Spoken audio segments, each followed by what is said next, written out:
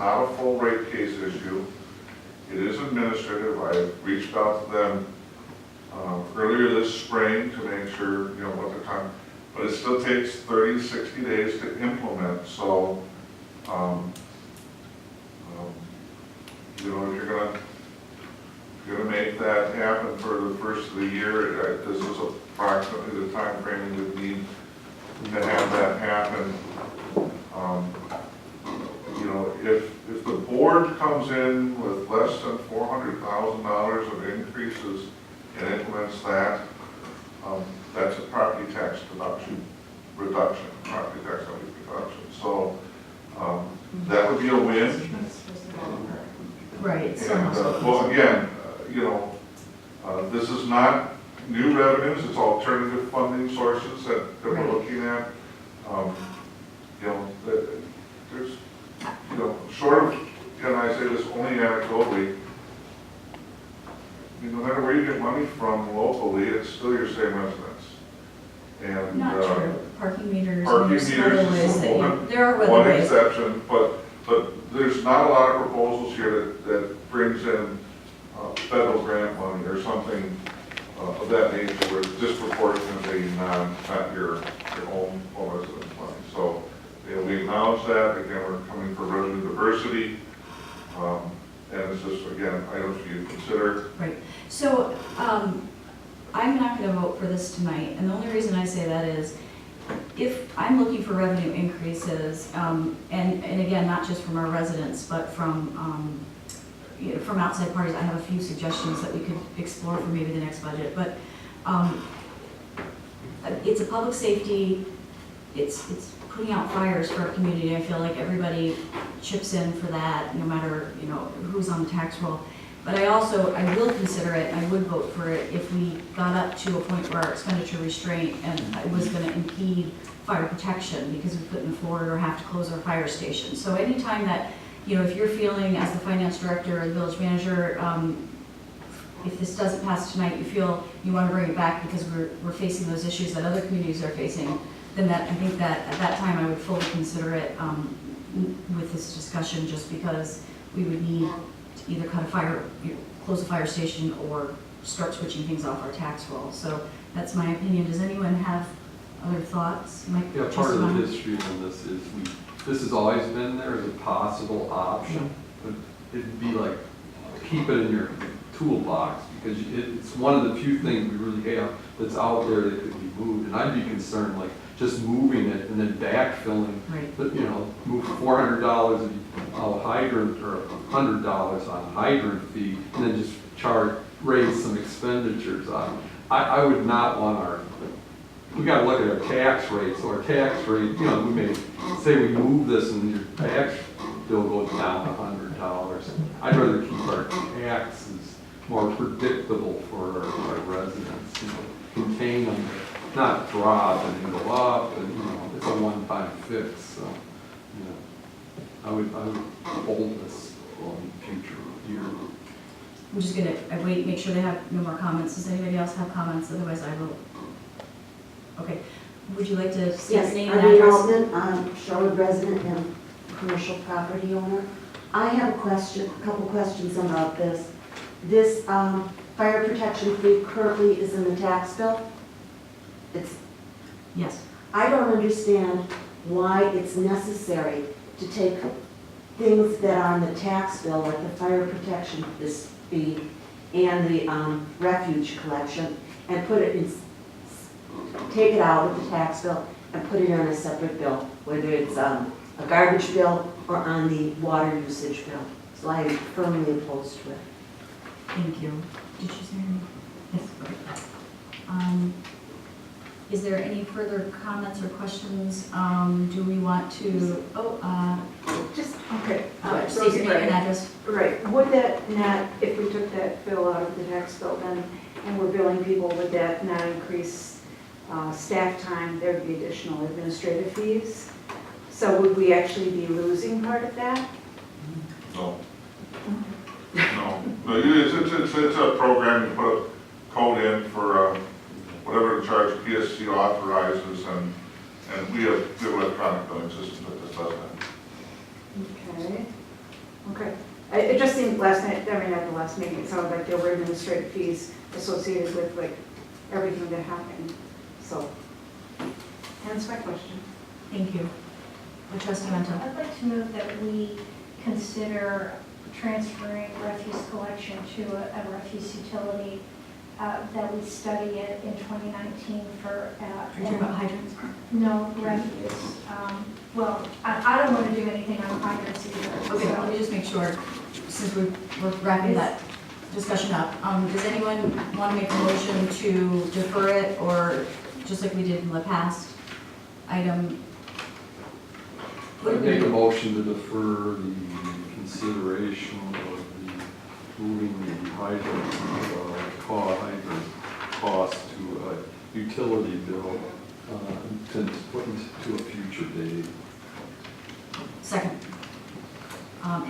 Any discussion? If not, all those in favor say aye. Aye. Any opposed? Motion carries 6-0. Trustee Mento. I'd like to move that we consider creation of a refuse collection utility during 2019, receive public input, and for possible consideration for the 2020 budget year.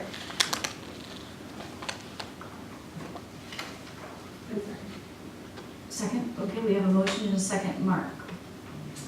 At Monday's meeting, the board moved to request staff to provide some additional information on this topic, which staff has done. And I'd be happy to share this with you since it's all been prepared in response to the board's action Monday. I can do things that are just passing to me. And again, I apologize for the fact that we are passing materials out. I think Can you give copies to the presidents if they want? Thank you. I might have I can share. two more. I got three, if you'd like. Again, I think the question was, Thank you. yeah, I'm gonna run out. Oh, is this, oh, I was too late. The question was really more on the metrics. No, I did take the time to, again, in reasonable format, you know, I'll re-outline the headline, the history and overview, outline of the costs that would be involved with that, and then the second page is a summary with basically 4 outcomes that would be the result of that. I mean, I'm certainly not looking to force the issue per se, but that was the direction I had on Monday from the board, to give you that information to consider. So I just ask that you take a moment to look at that before you.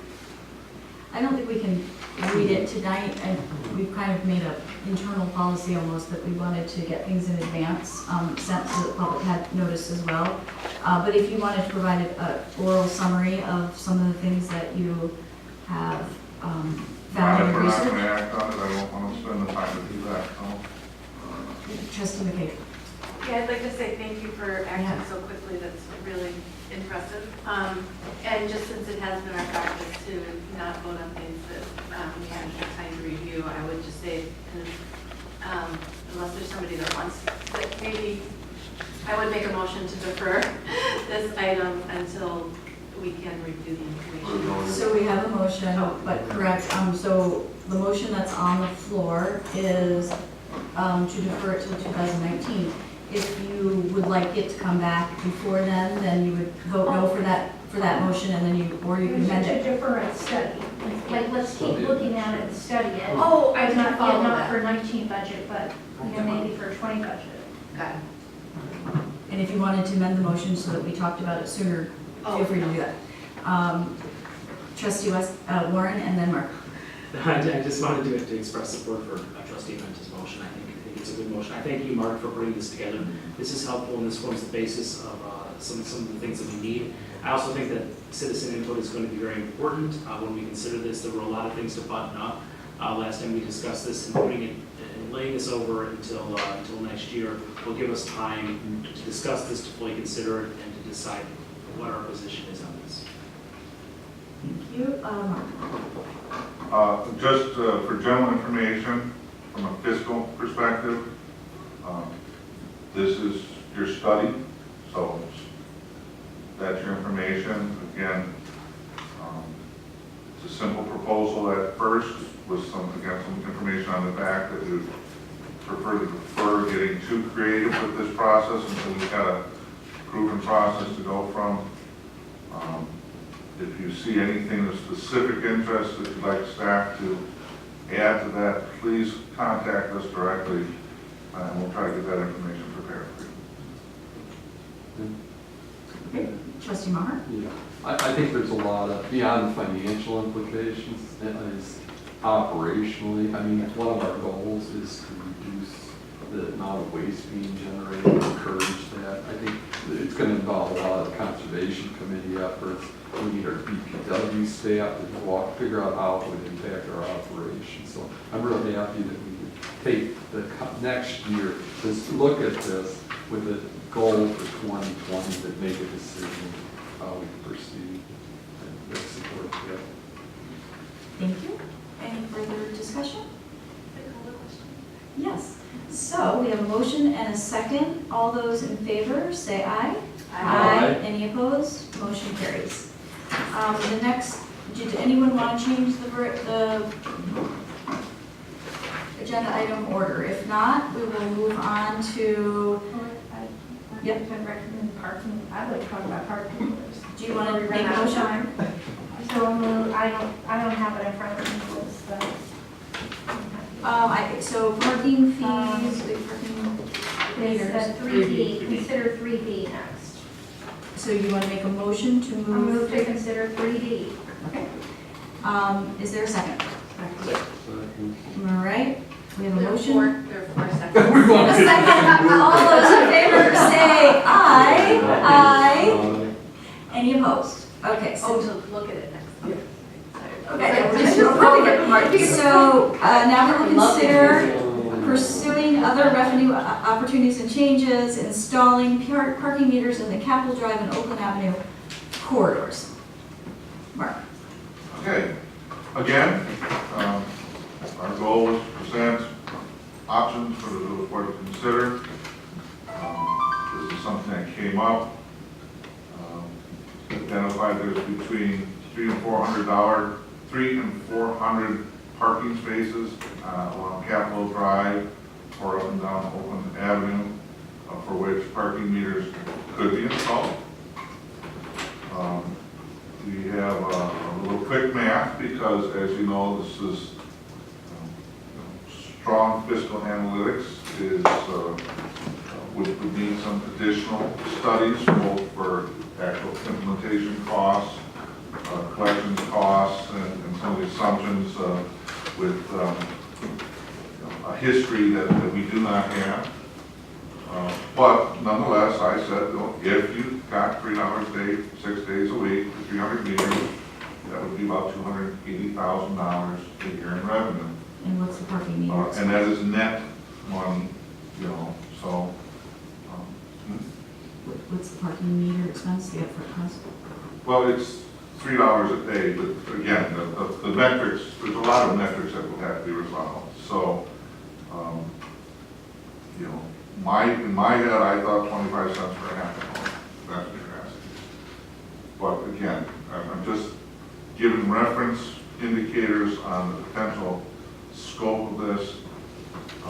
Again, the suggested motion is that something that the board feels merits additional consideration, that staff would see proposals from the appropriate vendors who would be capable of implementing this project, would have better information about what we would expect, and that we would get that going. Obviously this is not something you implement in a few weeks. This is probably looking towards 2020 at the earliest. Okay, does anyone have questions? I have one, but I don't know. Okay, my question is, first a statement. So I usually would typically support user fees, which is, parking meters, which can get revenue from outside parties who are visiting our business district. My concern is that it's not part of a bigger comprehensive study of parking, and the reason I say that is one of the things that is happening in our business corridor is that's where employees park, where there's not a 2-hour limit. So until we address where employees can park and that without pushing them into the residential area, you're really gonna have the residents, I believe, will feel the pain. And so parking meters in conjunction with a possible revenue increase, which might be allowing all-day parking in our public spots in the Metro Market parking structure, as well as the Light Horse parking structure, I think we have 30.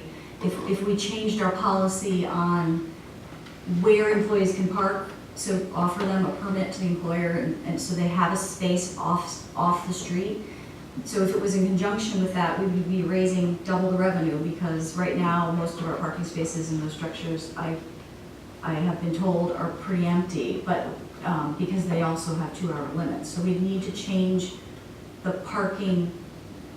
We have a development agreement, but we would need to be able to allow